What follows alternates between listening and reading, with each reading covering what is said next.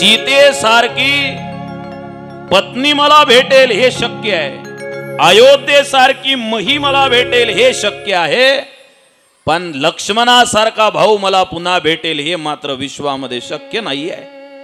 आज जर माझा भाऊ जिवंत झाला नाही आणि मी जर रिकाम्या हाताने अयोध्येला कदाचित जिंकूनही गेलो, माझी कौशल्या माता मला पाहिल्याबरोबर विचारेल, रामा, माझी सुमित्रा माय मला पाहिल्याबरोबर विचारेल, ए राघवा, लक्ष्मण कुठं आहे?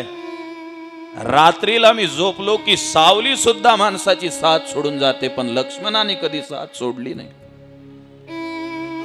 तो माझा लक्ष्मण जर मूर्छित अवस्थेमध्ये असला आणि मी जर तिकडे गेलो, माझ्या भावाचं जर काही कमी जास्त झालं, कोणतं तोंड दाखवू माझ्या मायला?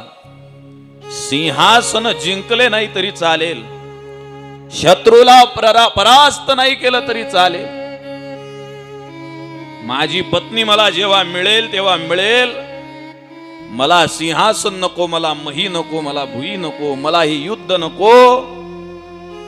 लक्ष्मणासारखा भाऊ जर जात असेल तर या धनाची किंमत माझ्यासाठी शून्य आहे.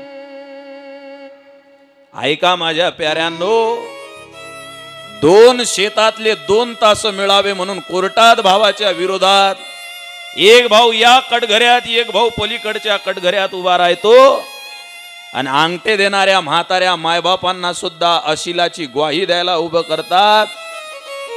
2 तासासाठी आपल्या भावाला कोर्टाच्या कटघऱ्यात उभ्या करणाऱ्या माणसांना ही रामकथा समजली पाहिजे. हजारो लाखोंचं द्रव्य भेटत असेल, मोठं सिंहासन भेटत असेल, जगाचा अधिपती म्हणून मान भेटत असेल, पण माझा भाऊ जर नसेल तर या सुखाची माझ्यासाठी काडीची किंमत नाही. आग लागो अशा आनंदाला ज्या आनंदामध्ये भाऊ भावाच्या सोबतीला नाही. आग लागो अशा बंगल्याला ज्या बंगल्यातल्या एका भावाच्या मनात दुसऱ्या भावाविषयी प्रेम नाही. आग लागो अशा विद्वत्तेला ज्या विद्वत्तेमध्ये आपल्या घरादारातल्या लोकांविषयीचं प्रेम अंतकरणामध्ये नाही. शेजारचे माणसं चांगले असतात, लग्न कार्यात येतात. काही शेजारी एवढे चांगले असतात, दुःखातही धावून येतात. पण एक गोष्ट ध्यानात ठेवा,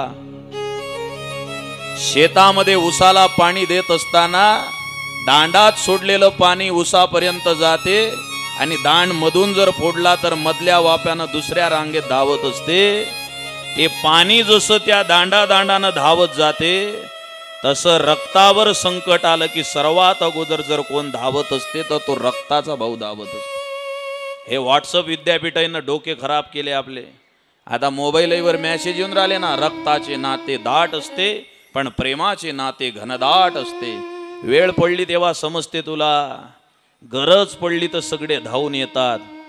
मतलब से मीठे बोले वे होते है जहरीले. असू द्या प्रेमाचे 10 मित्र, पण सख्खा भाऊ जर आपल्या जवळ नसेल, मित्र जगण्याला बळ देतील पण सख्खा भाऊ, वजन नसू द्या त्याचं 50 किलो, पण भांडण झालं, संकट आलं, सख्खा भाऊ पाठीशी उभा असला, माणसाला 10 हत्तीचं बळ येते. म्हणून माता भगिनींना माझी प्रार्थना आहे, वाटल्यास संपत्तीची हिस्से वाटणी बरोबर करून घ्या. नाही सहन होत तुम्हाला लहान भावाला शिल्लक दिलेलं नका देऊ. पण एक गोष्ट ध्यानात ठेवा, 15 दिवसातून 1 दिवस तरी आपल्या घरच्या पतीला सांगा, सगळे तुटले तर चालते पण तुमचा भाऊ आणि तुमचं नातं मात्र घट्ट जोडल्या गेलं पाहिजे. आणि 2 भावाच्या मधात राम नामाचं सिमेंट टाका. मंदिरात जाताना तरी भावाला सोबत घेऊन जा. घरात एखाद्या भगवंताची पूजा असेल तर तिथं तरी भावाला मान द्या. जीवनामध्ये जब वक्त पड़ता है तो सारे मुंह फेर देते हैं. याद रख भाई, अपने ही अपनों के समय में संकट में काम आते. मतलबानं जवळ येणारे माणसं कितीही प्रेम दाखवत असले तरी आपला भाऊ, आपली बहीण, आपलं कुटुंब सुरक्षित ठेवण्यासाठी रामकथा. राम प्रभू म्हणतात, या मृत्यू लोकामध्ये हे सगळं शक्य आहे, पण लक्ष्मणजी भेटतील असं शक्य नाही. माझ्या लक्ष्मणाला काहीतरी केलं पाहिजे. संजीवनी बुटी आणली. लक्ष्मणजींना, मूर्छित आलेल्या लक्ष्मणजींना त्या संकटातून बाहेर पडता आलं. भगवान परमात्म्याच्या अंगामध्ये बळ आलं, शक्ती आली. जगाला बळ देणारा निर्बळ अवस्थेमध्ये आला होता. सर्व योद्धे संपून गेले. आतापर्यंत उर्मित असणारा रावण शेवटी स्वतःच्या बलावर, स्वतःच्या शक्तीवर गर्व करणारा रावण, त्याला विसर पडला की त्याने तपस्या करून बळ वर मागितला होता. एक तर मला वानराच्या हातून मृत्यू यावा देवा, नाहीतर नराच्या हातून यावा. नर रूपामध्ये भगवान परमात्म्याने सामान्य मानवाचा मर्यादेत राहून अवतार धारण केला आणि तोच भगवान परमात्मा आता युद्धाच्या मैदानामध्ये आलेला आहे.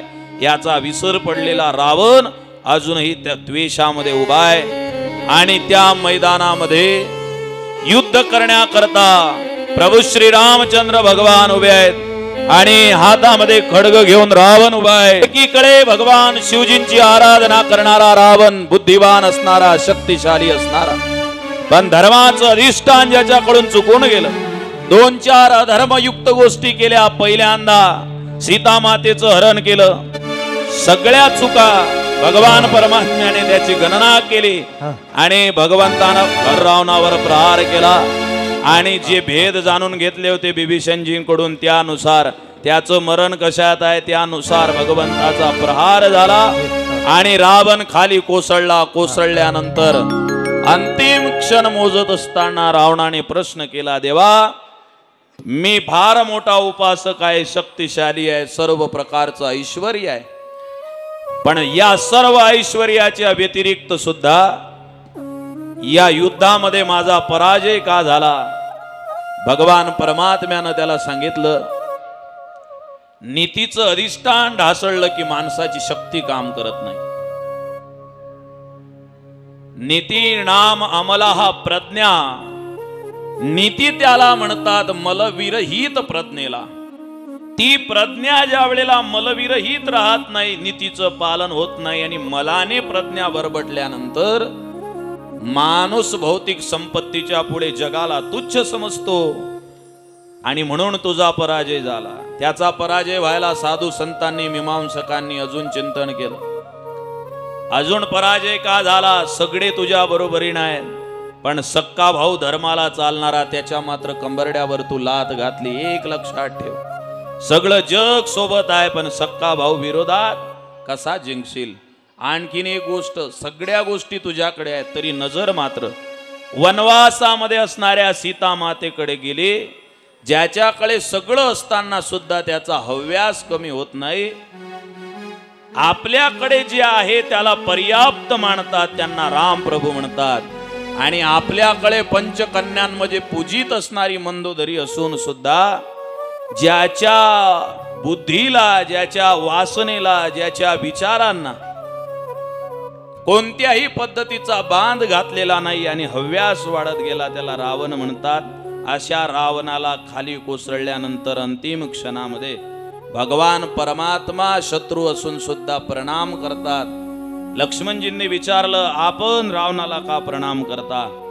ते विप्रदेवता, ते विप्रदेवता आहेत, ब्राह्मण आहेत, त्याला कमी समजू नका. जशी रावणानं स्तुती केली तसं राम प्रभूनं सांगितलं, रे शिवाचा उपासक, अनेक दृष्टांत सांगता येतील, एवढी शक्तिशाली हा योद्धा होता. आणि या रावणाने अत्यंत महत्वाचं एक काम केलं होतं. पहिल्यांदा भगवंतानं अनुष्ठान केलं होतं युद्धाच्या आधी आणि तिथे पूजा करायला ब्राह्मण पाहिजे होता. आता ब्राह्मण कुठून शोधून आणायचा? कोणाला पूजेसाठी बोलवावं म्हणून त्यांनी निरोप पाठवला आणि या अख्ख्या पूजा करण्याकरता, विधी करण्याकरता सर्वश्रेष्ठ जर कोणता ब्राह्मण देवता सापडला असेल तर तेव्हा रावणाकडे तो निरोप गेला. रावण स्वतः यज्ञ करण्याकरता आला आणि जी सामग्री अर्धवट होती ती सुद्धा घेऊन आला. हातामध्ये पाणी घेऊन ते संकल्प सोडत असताना रावणानं स्वतः सांगितलं, तुम्ही ज्या करता यज्ञ करता तो यज्ञ सिद्धीस जावो. आपलं यज्ञ कर्म करत असताना आपला घात जरी असेल तरी त्याची पर्वा न करणारा, एवढा आपल्याला विहित कर्म जे भेटले त्याचा सन्मान करणारा तो होता. पण अभिमानानं मात्र त्याचा घात केला. रावण सरी के शूर की मुंडी जमी में घुस गई. नाश हुआ भर जिंदगी का, तब बात आकर फस गई. रावणाचा वध झाला, विभीषणजींना लंका दिली आणि भगवान परमात्म्याचा विजय घोषित झाला, धर्माचा विजय झाला.